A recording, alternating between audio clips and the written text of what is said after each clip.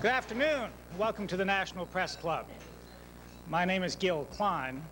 I'm the president of the club and a national correspondent for Media General newspapers, writing for the Richmond Times-Dispatch, the Tampa Tribune, and the Winston-Salem Journal.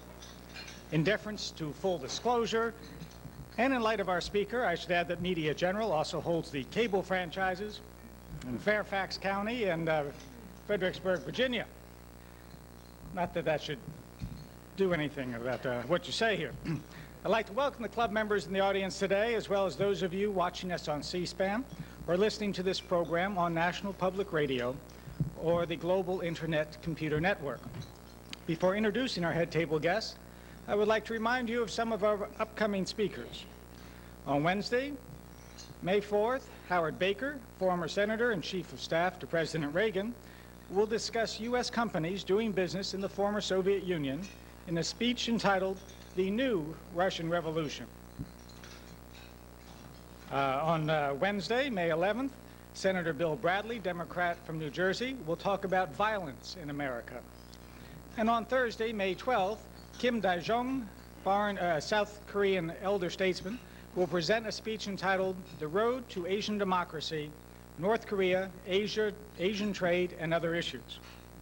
Transcripts and audio and videotapes of this luncheon are available by calling 1-800-500-9911. If you have any questions for our speaker, and I certainly trust that you will, please write them on the cards provided for you at your tables and pass them up, and I will ask as many as time permits. I'd now like to introduce our head table guests and ask them to stand briefly when their names are called. Please withhold your applause until all the names are read. From your right is Lou Pearlman, a freelance journal and author of School's Out, a book about the multimedia revolution. Next to him is John Alden, associate editor of Telecommunications Reports. Al Warren, editor and publisher, Warren Publishing. Janine Aversa of the Associated Press, and her husband out in the audience there. Brian Lamb, Chairman and Chief Executive Officer of C-SPAN. Mary Crowley, Executive Editor, Education Technology News. Blair Levin, Chief of Staff to Mr. Hunt. Skipping over our speaker for a moment, we have Christy Wise, freelance journalist and chairwoman of the National Press Club Speakers Committee. Karen Watson, Director of the Office of Public Affairs at the Federal Communications Commission. Ken Dalecki, editor of Kiplinger's Florida Business Letter and the member of the National Press Club Speakers Committee who arranged today's luncheon. Mark Lewin of Business Week. Kim McAvoy, Washington Bureau Chief of Broadcasting and Cable Magazine.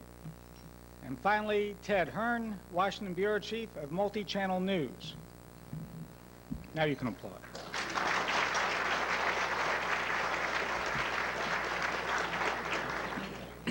Also, I'd like to thank staff members Melissa Bender, Pat Thornsberry, Melanie Abdow-Dermott, and Jeff Tarbell for organizing today's luncheon. Now, until recently, we might have introduced our speaker today, Mr. Reed Hundt, as the chairman of the Federal Communications Commission. But now, at the dawn of the age of interactive communications, we call him the top cop on the information superhighway. There are those who compare what's going on in the communications business with the Louisiana Purchase or the great post-Civil War railroad expansion. Vast new territories are opening up and billions of dollars can be made. The FCC stands as the gatekeeper of a wide array of rapidly changing technologies: broadcasting, cable television, cellular and conventional telephone, satellite and microwave transmission. Mr. Hunt has already made it clear that he is not going to take a passive role. His first major initiative was to order cable television rates cut by 7%. Consumer advocates lauded the action, but critics said it crippled the cable industry's ability to raise money to build the information superhighway. In the wake of his decision, Bell Atlantic's $26 billion merger with telecommunications collapsed. But whether there was a cause and effect is debatable. Mr. Hunt's FCC has levied heavy fines for offensive language by shock jock Howard Stern, and he defends the agency's right to regulate broadcast content if it's deemed to be in the public interest. That worries some defenders of the First Amendment. Before coming to this job, Mr. Hunt built a successful communications law practice in Washington and Los Angeles that certainly may have warranted his appointment. But Mr. Hunt also had an uncanny ability to make the right friends at an early age. He and a guy named Al Gore became buddies at St. Albans Prep School here in Washington, and the two of them went to a Beatles concert.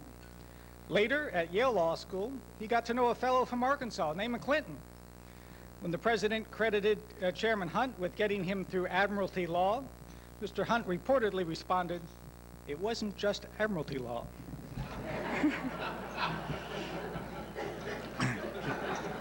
He says he may be the only person who contributed to both the Al Gore's first congressional race and Bill Clinton's first gubernatorial contest. But Mr. Hunt's true contribution to journalism lies in another chance encounter at an early age. As editor of Yale student newspaper in 1968, he discovered a cartoonist and talked his colleagues into waiving the rules to allow him to begin his strip called Bull Tales. Today, that strip is known as Doonesbury, and its creator, Gary Trudeau, is perhaps the biggest name in political cartooning. So, ladies and gentlemen, please join me in a warm press club welcome for Mr. Reed Hundt, Chairman of the Federal Communications Commission, and a good guy to know.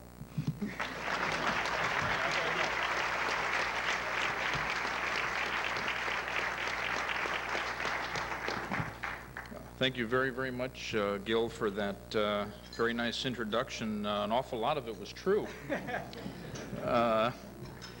Thank you very much, Ken Dalecki and Christy Wise, for inviting me here. When I grew up a long, long time ago in Falls Church, Virginia, my mother used to tell me about the great doings across the river within such edifices as the National Press Club, where the reporters of our country told us what was happening and helped shape what was happening, and it truly is a pleasure to be invited here today. I am here today to talk to you about one of the great events of our history, the development of the information highway. I will try to explain today why I favor vigorous competition as the way to build that highway. And I will explain why I hope we all agree to adopt three key principles as the framework for that competition: choice, opportunity, and fairness. At the outset, I'd like to talk about what the information highway is.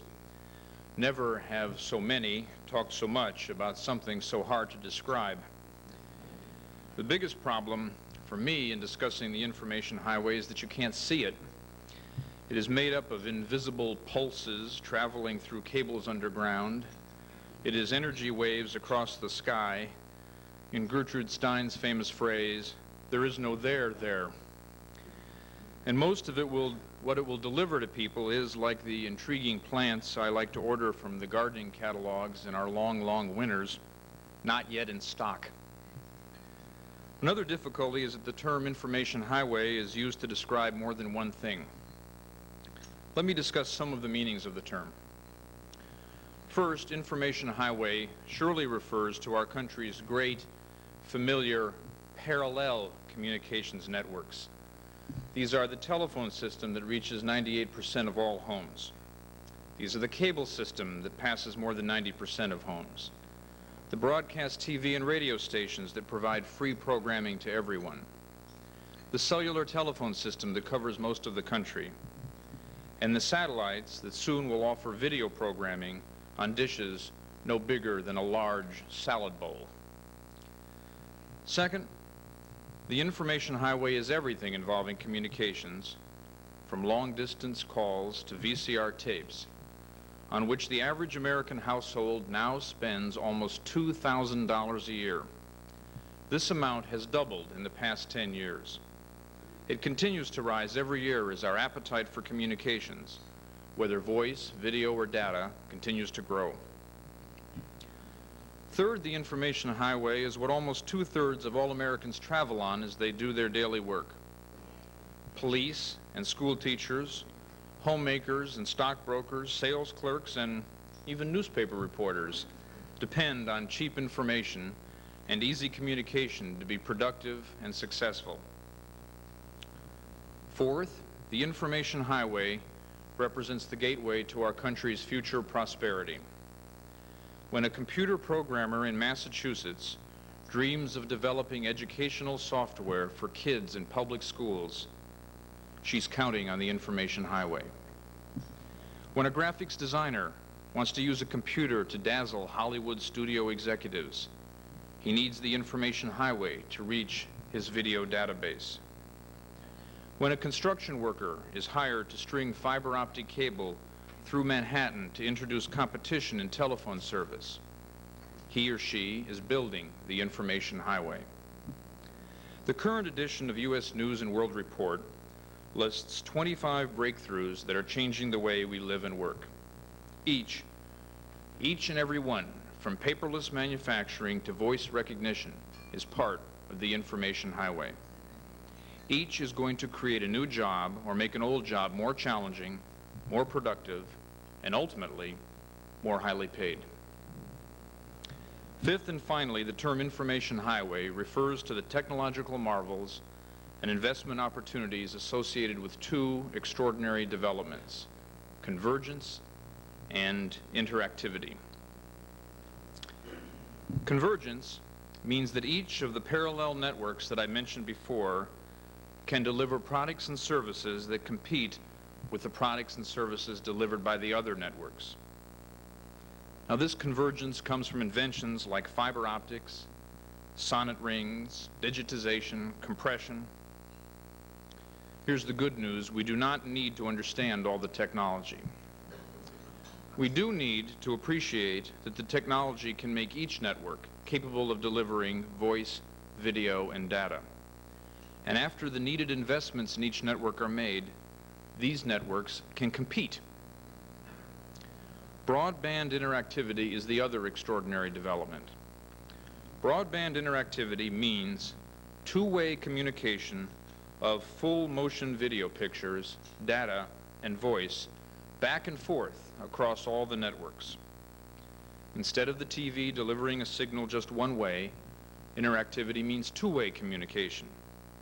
That is particularly appealing for someone like me who occasionally talks to the TV, especially during Redskins games.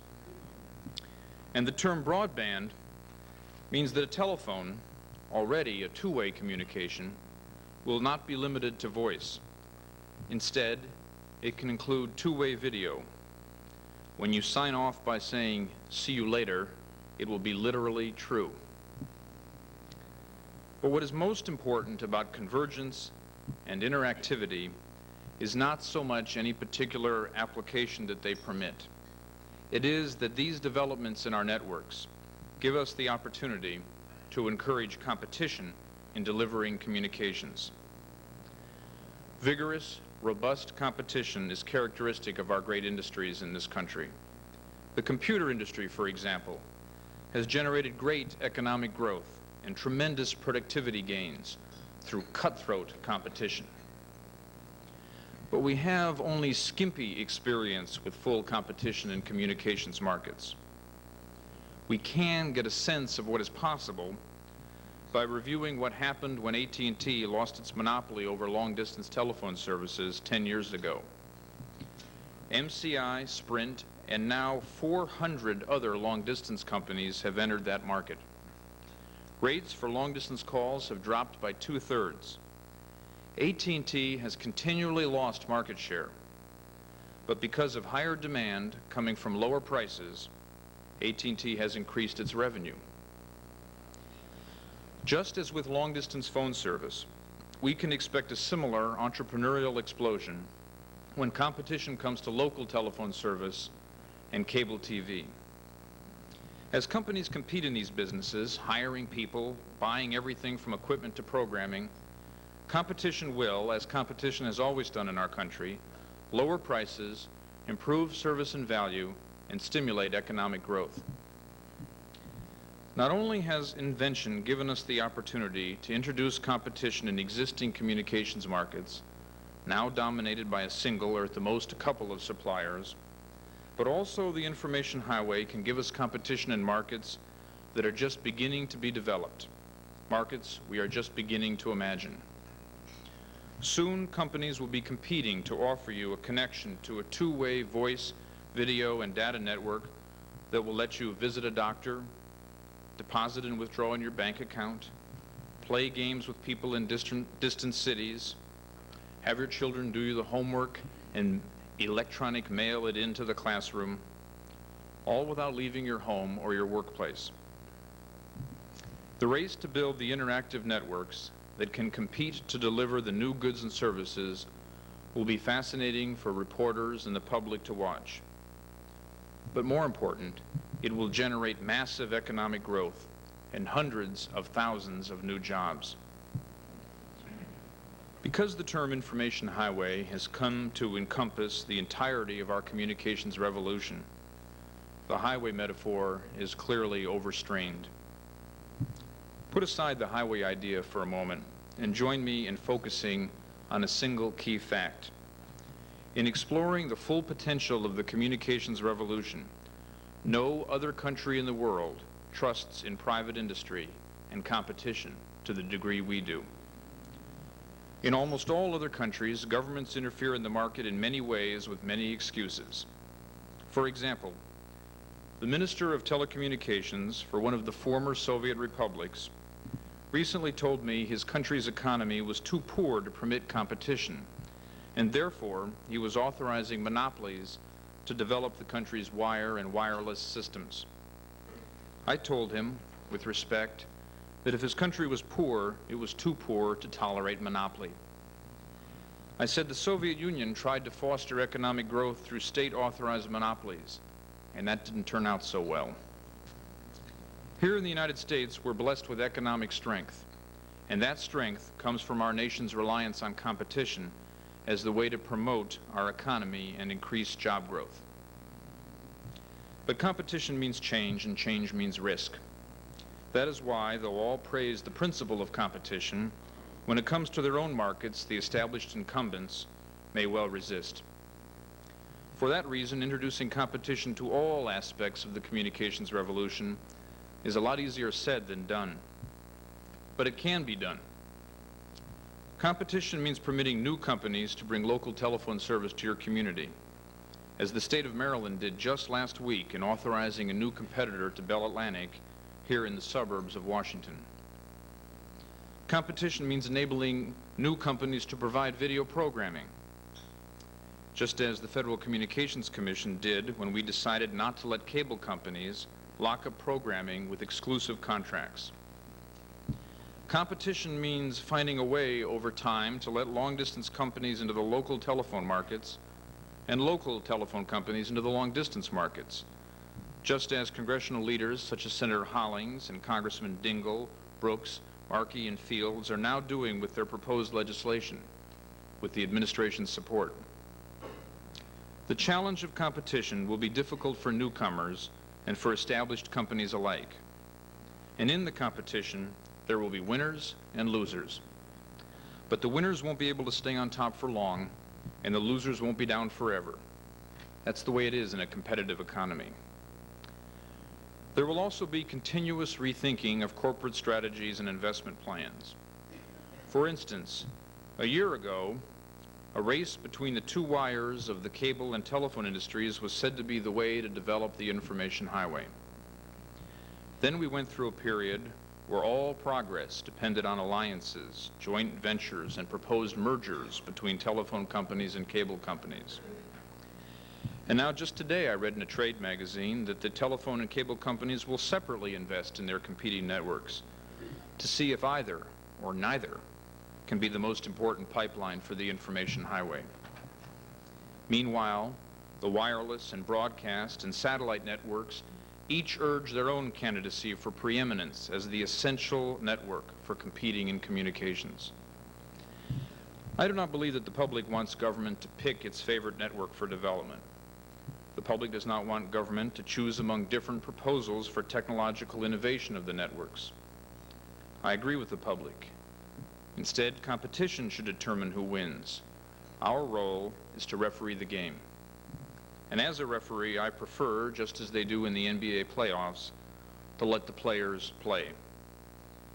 But let's be clear, no one can tell how the competition game will turn out.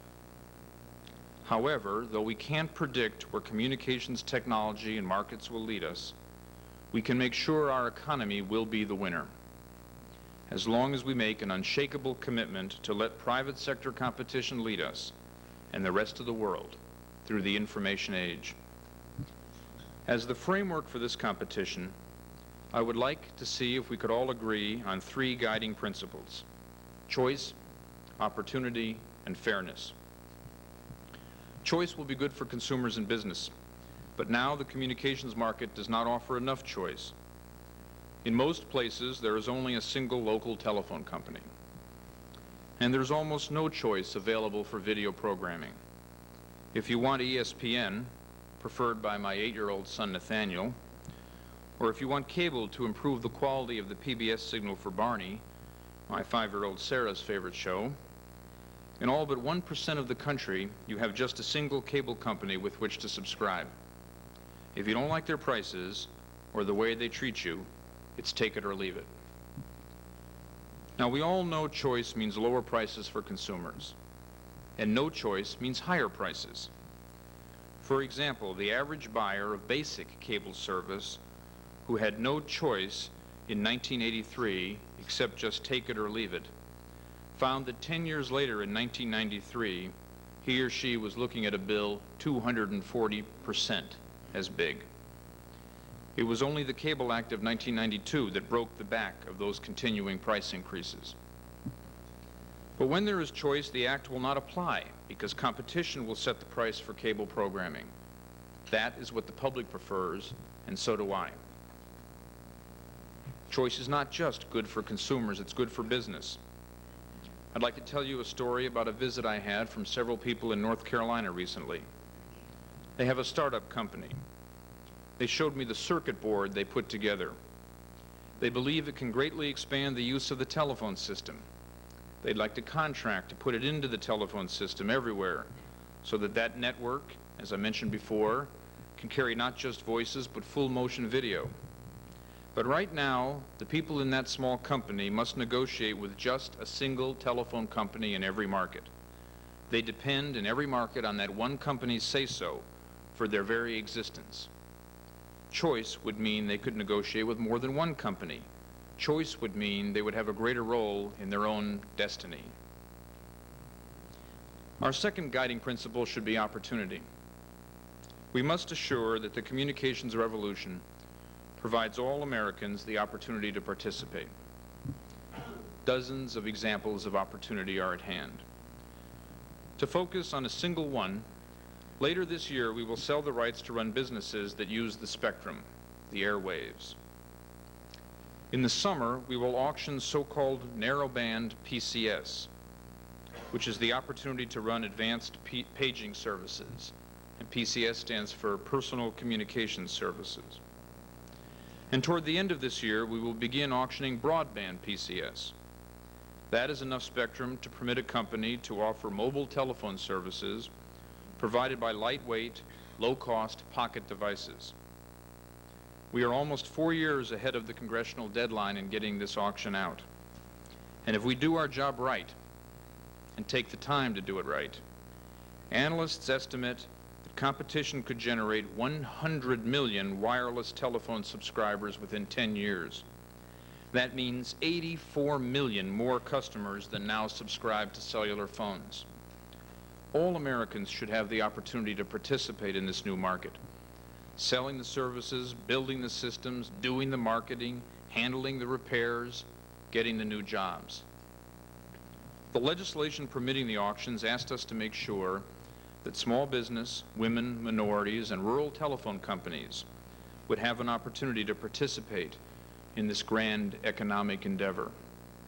That's why our very able staff and my fellow commissioners and I are analyzing, along with the private sector, how best to fulfill the congressional mandate to provide this opportunity to all Americans.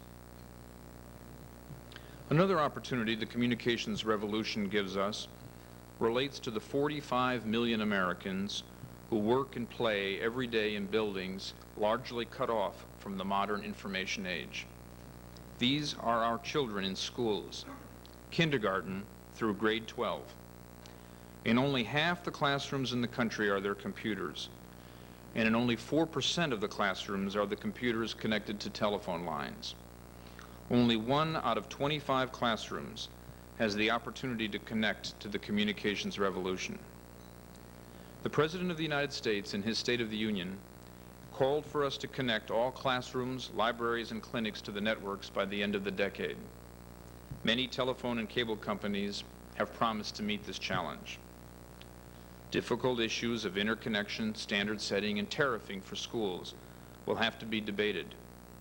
But if we all agree to ensure opportunity for all Americans, including especially our children, these issues can be resolved. The third principle is fairness. The competition to build the information highway must be fair. No one wants big companies to take unfair advantage of small companies through prohibited exclusive dealing, illegal discriminatory pricing, or other inappropriate trade tactics. Competition for the new entrants will be tough enough. The incumbents will have to play fair.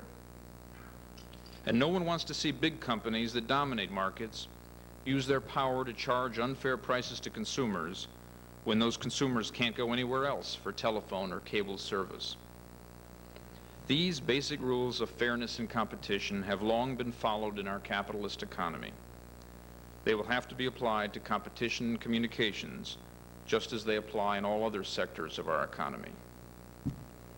The principles of choice, opportunity, and fairness form the framework for an unalterable commitment to competition. When my oldest son, Adam, now in the 6th grade, is looking for a career, I do not know for sure if he will find his life work in the communications revolution. But I can say that this same revolution has already worked for my family and millions of other Americans for the last several generations. I'd like to close by telling you about my father and his mother in 1930, living in an apartment in Milwaukee, Wisconsin, next to the zoo. My father was 9 years old then. When the windows were left open on summer nights, he could hear the elephants trumpet as he went to bed, or so he told me. Then his father died, leaving his mother, my grandmother, not only a widow, but unemployed and without skills in the depths of the Depression. My father's childhood was shaken and his future was imperiled.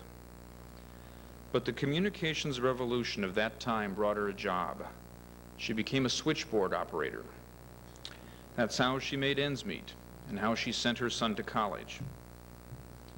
A generation later, because of his education and the good job it gave him, he was able to give me the fine schooling and the training that I need every bit of to try to do my current job well. That communications revolution is still going on. In most places, it has eliminated the job of switchboard operator, but it is constantly creating other jobs instead. And if we commit now to vigorous competition in communications, guided by the principles of choice, opportunity, and fairness, we will see that another parent gets a job that does not now exist. Another parent will be able to make ends meet where hope might otherwise not exist. Another parent will be able to give his or her child a better life. And the cycle of progress will continue, and the American dream will endure. That is what is at stake in communications today, and why I'm very lucky to have the chance to contribute to our country. Thank you. I look forward to your questions.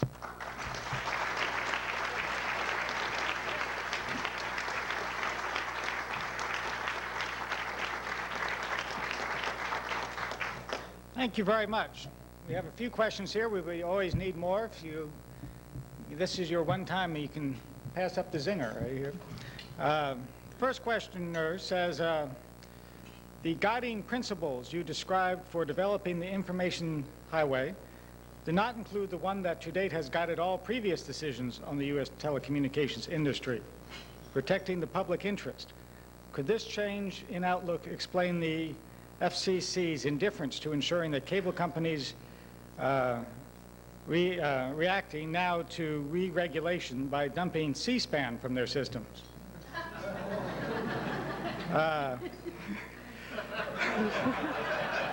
Could you stop this trend? At the latest count, more than 2.7 million homes have been disconnected from C-SPAN, right? Don't do that by their cable companies. It's a good question, Brian. The three principles that I mentioned, choice and fairness and opportunity, are, I think, an interpretation of the public interest as applied to the issues presented to us. With respect to C-SPAN, with respect to any programming service, the FCC has tried very hard in its recent decision involving cable to provide incentives for investment in new channels so that there would be greater opportunity for programmers to reach their audience. And we're delighted to continue to work with programmers and industry to make sure that those incentives are real and that they work for Americans, because there's no question that Americans enjoy what they get over the TV. They like the idea of being able to subscribe to cable programming, and we want them to be able to get more and more of that programming as they may choose to buy it. This questioner says, if you were the CEO of a company that wants to compete to provide local telephone service, and you face state and local entry barriers, an entrenched monopolist with 99% of the market, and in the case of cable, strict regulation of your core business, what would you ask the FCC to do? Take a little time to read that. This is, of course, the question of the time for many, many businesses in the country. There are, for example, utilities all over the country that are exploring right now the possibility that they can use the pipelines and other networks that they have to go into the telephone business. It is not the FCC's role to make these business decisions, but it is our role to make sure that anyone who has a plan for introducing competition in any market will be able to work on that plan in a way that will enhance the possibility of competition. For example, the FCC has, for a number of years now, been in the process of ordering the local telephone companies to open up their businesses so that competition can actually come in by plugging right into the network. So that, for example, the local telephone company has to open the door of its office and permit a potential competitor to come right in and actually connect to the network. This is an extraordinary step. It wouldn't be necessary in any business where there was competition. It is necessary to get competition in the local telephone markets. So I believe that we're doing what we can, and we'd like to do even more, as it's suggested to us, to introduce competition into these markets. This questioner says, tell us about your position on the airwaves or spectrum. Do we, as the American public, own them? And who will look out for our financial interests? The airwaves are the great public property of the American people. That has always been a key principle. That is why the Federal Communications Commission exists in large part, to guard the public interest with respect to the airwaves. However, I think Congress acted very, very wisely in permitting us to auction off use of certain parts of the airwaves so as to give this tremendous business opportunity to the private sector. I'm talking about the business opportunity of PCS, or personal communication services. You mentioned earlier, Gil, the Louisiana Purchase. That was a tremendous opportunity for all Americans. There's no question that when Thomas Jefferson agreed to buy that property from France, he didn't know what use would be made of it, and for sure we know France didn't know what use might be able to be made of it. The key, however, is that government did not decide what use to make of the Louisiana territory. It was consistent with the American spirit that we just let people go in there, and in fact let people come from all over the world and immigrate here to go into that territory and use it to build our country out there. And similarly, with respect to the spectrum that we're auctioning here, we're not going to decide what use should be made of it. We're not going to tell people what services that they must provide. We're not going to tell people how to market. We're not going to tell companies what are the good competition strategies. We're going to say, pay a fair price in an auction and then go at it. And I think that'll be best for the economy and will be totally consistent with the public interest. How far should the FCC go in regulating broadcast content? Why not let listeners and viewers decide by turning or not turning the dial? This questioner obviously doesn't have an 11-year-old at home with his own ideas of what to watch. Gil has just answered the question for me. And up until they're 11, you can have some influence over them. I found that out as my son Adam turned 12. Let me say quite seriously that we're not in the censorship business. The Communications Act says we're not supposed to do censorship. We don't do censorship. There are regulations that permit us to ask broadcasters to channel or to confine certain kinds of broadcasts to hours when the children are not likely to be there, and Gil already had reference to that. What steps will the FCC take to reduce the impact of rate regulation? For example, reduced revenue to cable systems in order to encourage the launching of new cable networks? Well, of course, the most important thing about rate regulation in cable is that when there is choice in any market, when there's not just one provider but a presence of another provider, then there isn't going to be rate regulation. That's what it says in the statute. That's what it says in our rules.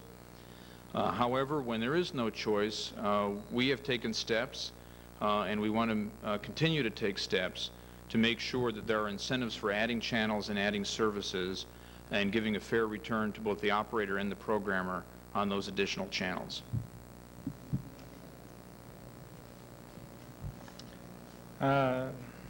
You made it clear the FCC will help open local markets.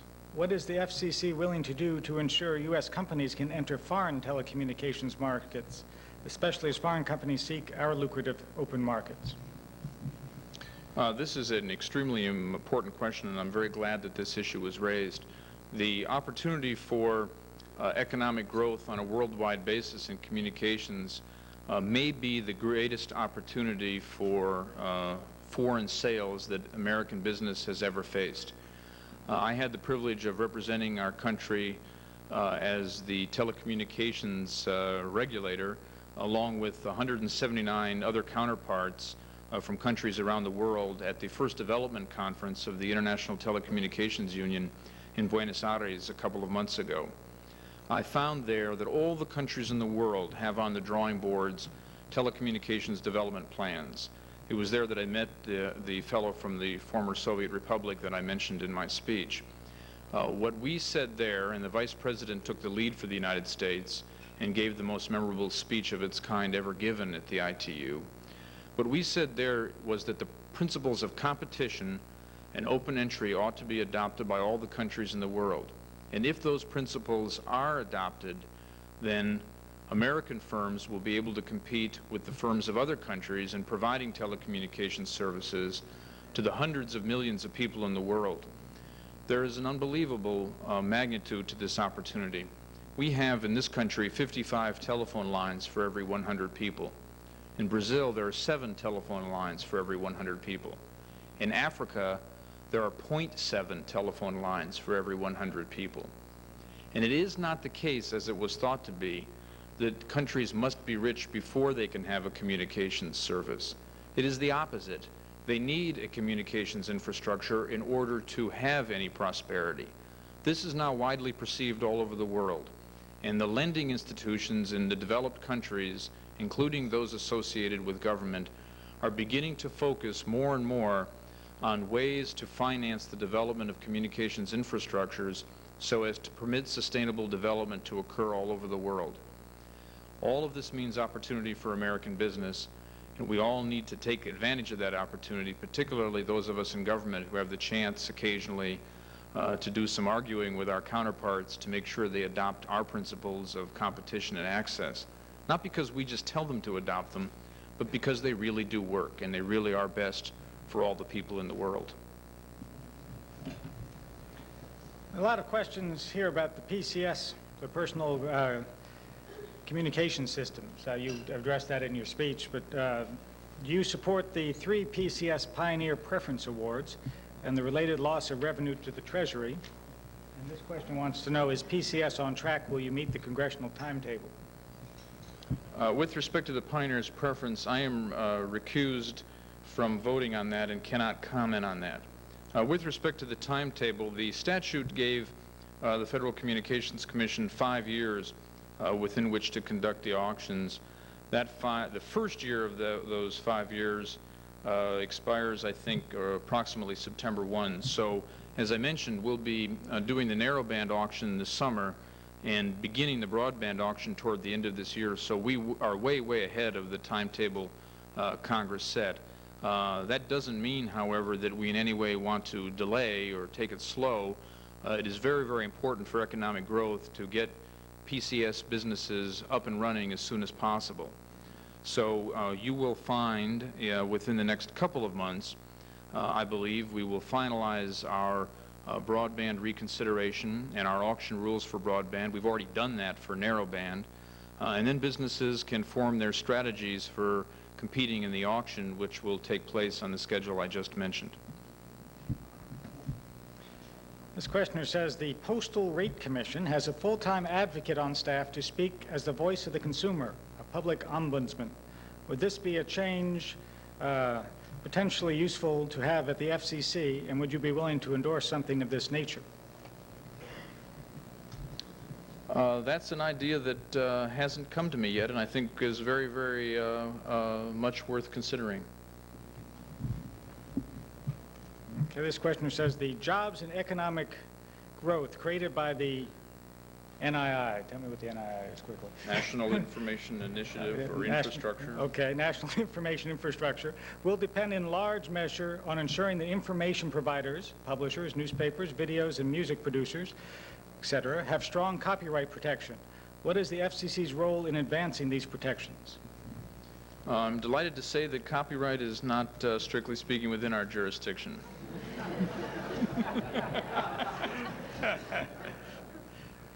This questioner wants to know, why should the government determine the price I pay for MTV and not the price I pay for Blockbuster rentals or the price I pay for the ticket at the National Press Club lunch?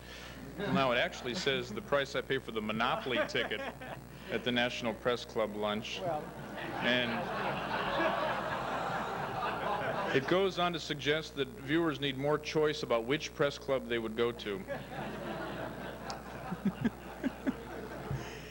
The government doesn't determine the price to be paid for any particular channel. That's not the nature of cable regulation. The regulation concerns what are called regulated services, defined as of September of 1992. The intent of the statute and the intent of our rules is that consumers should pay less if they're buying now exactly the same thing that they were buying in the fall of 1992. But if they're buying more channels, then they'll pay more.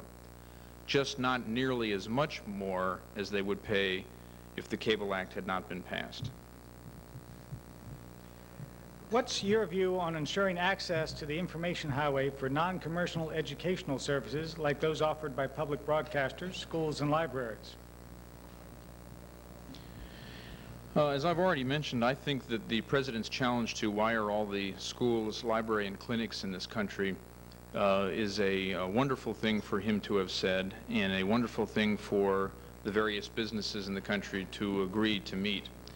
There's no question that if all the classrooms in the United States are linked to the information highway, it will provide opportunity for education, the opportunity to change our means of educating our children in ways that have never been replicated before. With respect to the non-commercial educational services more generally, it is our hope that in a world of choice among multiple channels, there will be increased access for not only those particular kinds of programmers, but all kinds of programmers, and that in turn will mean much greater availability of different services for consumers. What will ensure that parts of society traditionally bypassed by new ideas will not suffer the same fate on the highway? Blacks and Hispanics, low-income people, may become the gas jockeys on the sidelines, not the drivers of the highway. In fact, we have been studying the question of universal service or the extent of our telephone networks and have determined that, as far as we can tell, about 1 out of every 8 African American and 1 out of every 8 Hispanic families in the country does not even have active telephone service. I've been told that in Los Angeles, among Hispanic voters, as much as 22% of the households do not have active telephone service. It's not acceptable for these numbers to continue. They are not this high because of any ill will or bad faith on the part of any company. It is rather the case that we do not yet know how to solve these problems. The FCC and the telephone companies are working together to develop new techniques for extending universal service, meaning active telephone service at a minimum, to everyone in the country. Now, as the information highway and all the senses that I mentioned in my speech actually is rolled out and the interactive broadband services are available generally to Americans, it will be appropriate over time to have an evolving standard for universal service, not just active phone service, but something beyond that. I think, however, that we do not need to solve this particular problem of defining the evolving standard today, because we do not yet know what most Americans will regard as useful or appropriate.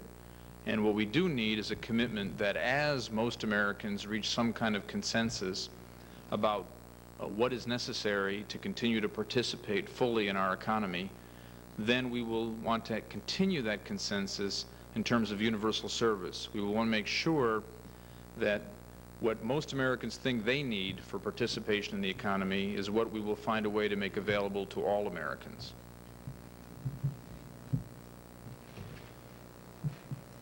How will you get more competition in local residential phone service as opposed to local business service? Well, I think for example, the proposal to have a competitor to Bell Atlantic does in fact target residential locales. Furthermore, residences in New York are going to be facing competition in local telephone service. So there are plans on the drawing boards now and getting rolled out to deliver local telephone service competitively to some residences. That doesn't mean that those plans exist for all residences in the United States. That's absolutely right.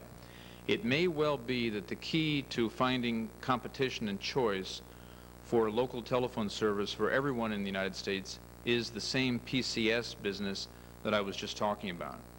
It may well be that it's the wireless phone which will provide an alternative to the wire phone for most Americans at their residences. The business plans that have been shared with us at the FCC indicate that as the PCS business develops and tens of millions of customers are added, the costs will go down precipitously. After all, that's how they're going to get these great penetrations. And as these costs go down over time, it may well be that those costs become competitive with the costs for local residential phone service on the wire system. The essential element, however, is that we must promote from the start competition in wireless. We never did that on wire telephones. We didn't from the start make a commitment to competition within the wire network. Now we have a chance to write on a blank slate almost, and we can write the word competition up there and get lots of providers out so that they can race to develop the lowest possible cost structures, get the greatest penetration, the greatest number of subscribers, and constantly force price down to marginal cost, down to the lowest possible levels.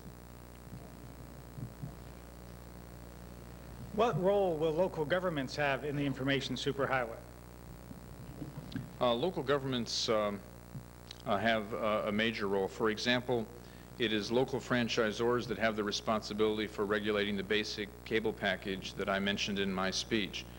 It is local governments who should have a major role in implementing the challenge of the president to connect all the classrooms to the network. It is local governments who should, as the concept of universal service evolves, tell everyone what really are the needs in their individual communities. Local governments should not in any sense be left out or should not feel left out, but rather they should participate vigorously in the information highway, meaning all the senses of the word that I mentioned. Will the information highway, well, first of all, can you tell us a little bit about pending legislation on Capitol Hill affecting the information highway, and will it unfold, will the information highway unfold if this legislation does not pass? Well, the information highway in its multiple senses is inevitable. It would be possible for it to be slowed if we make the wrong decisions. I think a right decision would be to pass from the different bills that are presented by Senator Hollings and Congressman Brooks and Dingell and Markey and Fields. It would be possible quite readily to craft a bill that should become law that would be a tremendous enabler of the information highway. I very, very much hope that this happens. Senator Dole has been critical of the FCC. Can you tell us a little bit about what his problems are and how you respond? I'm only had this job for 5 months, but I don't think I'm supposed to speak for Senator Dole in this job. Well, whoever passed up that question, will you please tell me what Senator Dole's problem is? All the services sound great on the highway, but I'm told it must be paid for by home subscription fees that could cost over $500 a month. That wouldn't happen, so how will it be paid for? Well, as I mentioned before, Americans are paying about $2,000 a year now in the average household for services that we can describe legitimately as coming over the information highway. This number is about twice as high as it was 10 years ago. It is certainly true, however, that if businesses offer these products and services at significantly high prices, they're just not going to find any customers. How are those people who want to participate in these businesses going to be best motivated to offer their products at the lowest possible prices? I think you must know that my answer is competition. It is competition that is going to stimulate the kind of rivalry among businesses that makes sure that prices get down as low as possible and much, much lower than any number like $500 a month. That's far, far too high. That's hard to do on the television, and we can't pick that up. If you could pass it up, please. Otherwise, they can't pick you up on public radio, and they get mad at me. I'm sorry. If you could pass up your...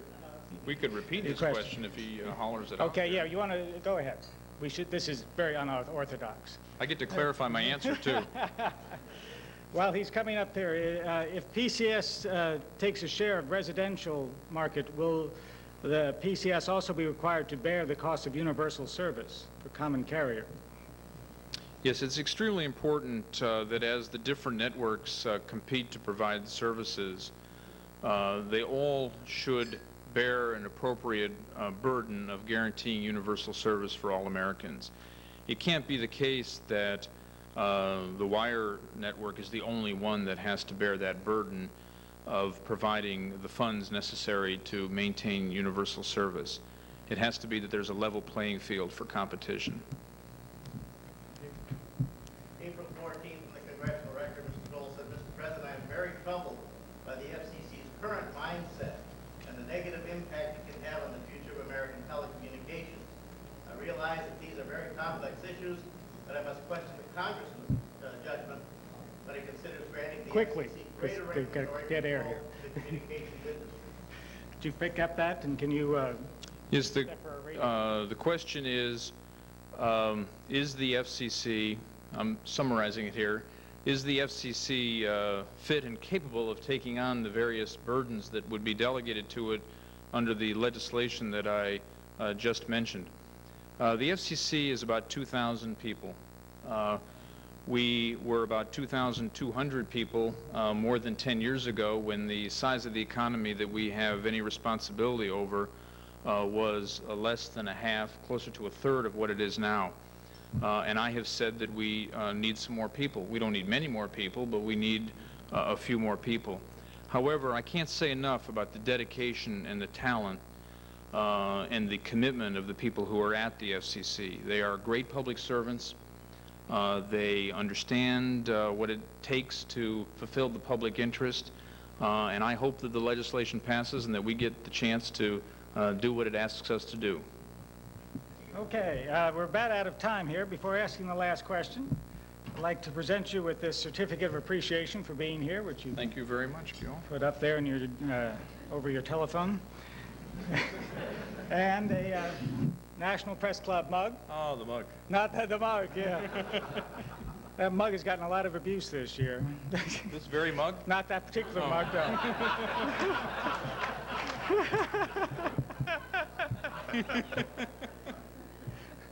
And the last question is, first of all, for all you people out there connected to our information superhighway, we do have audio and videotapes. Can be called by using your personal telephone computer service here, 1-800-500-9911. Now the question is there not a limit on how much information anyone wants? Is it possible that we are creating a huge industry to provide information and everyone would rather be out watching a ball game? I love baseball.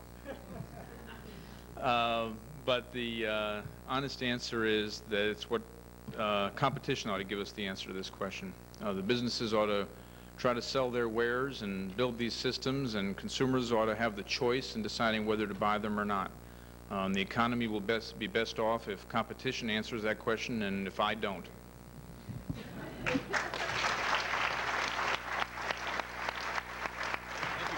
you very much. Really nice. Appreciate that. Thank you very much, and that concludes our program for today.